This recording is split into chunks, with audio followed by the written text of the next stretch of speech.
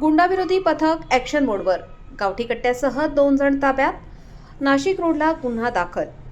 गावठी कट्टा व जिवंत काडतूस विक्रीचा डाव गुंडाविरोधी पथकाने उधळून 2 जणांना कट्ट्यासह जेरबंद केले आहे. गुन्हे शाखा अंतर्गत पोलीस ठाणेकडील स्थानिक गुन्ह्यांचा तपास करीत असताना 19 फेब्रुवारी रोजी नाशिक शहरामध्ये शिवजयंती उत्सव 2026 सुरू असताना गुंडाविरोधी पथकाचे पोलीस शिपाई राजेश राठोड यांना 2 जण गावठी कट्टा विक्री करण्याच्या उद्देशाने कन्या कोठारी शाळा जेल रोड नाशिक या ठिकाणी येणार असल्याची गोपनीय बातमी मिळालेली होती. माहिती मिळताच गुंडाविरोधी पथकाचे प्रभारी अधिकारी पोलीस उपनिरीक्षक संदीप पवार यांनी गुंडाविरोधी पथकाचे पोलीस अंमलदार यांच्यासह जेल रोड परिसरामध्ये सापळा रचला असता इंडियन ओव्हरसीज बँकेजवळ असलेल्या भिंतीलगत 2 संशयित उभे असताना दिसले. गुप्त बातमीप्रमाणे खात्री होताच पथकाने दोघांना चोहोबाजूने घेरून त्यांना जागीच पकडले. राहुल उर्फ गोट्या प्रभाकर साठे राहणार साठेनगर सिन्नर फाटा नाशिक रोड व निशांत उत्तम सोनवणे राहणार Jeevanjyot apartment room number 5 Sailani बाबाजवळ जेल रोड नाशिक रोड अशी ताब्यात घेण्यात आलेल्या संशयितांची नावे आहेत. दोघांच्या ताब्यात विनापरवाना बेकायदेशीररित्या देशी बनावटीचा गावठी कट्टा, पिस्तूल आणि जिवंत काडतूस मिळून आल्याने त्यांच्याविरुद्ध नाशिक रोड पोलीस ठाण्यात गुन्हा दाखल करण्यात आला आहे.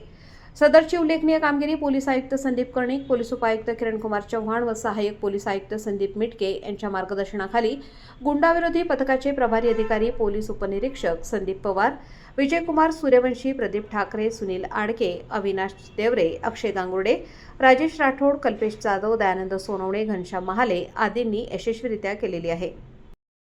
पोलीस आयुक्त श्री संदीप कर्णिक सर यांनी गुंडाविरोधी पथक यांना शस्त्रविरोधी कारवाया करण्याबाबत आदेशित करण्यात आलेले होते. त्या अनुषंगाने गुंडा पथक जे नाशिक शहर संपूर्ण नाशिक शहरामध्ये त्याबाबत माहिती घेत असताना गुंडा पथकात नेमणुकीस असलेले राजू राठोड यांना गोपनीय माहिती मिळाली की जेल रोड परिसरात 2 इसम हे गावठी बनावटीचा देशी कट्टा विक्री करण्यासाठी येणार आहेत.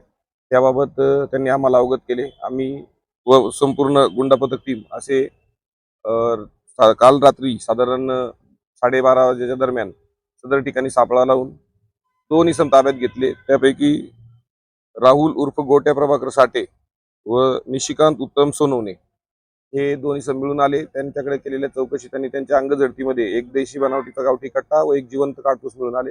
ते सदर ठिकाणी विक्री करण्यासाठी आल्याचे देखील त्यांनी कबूल केले.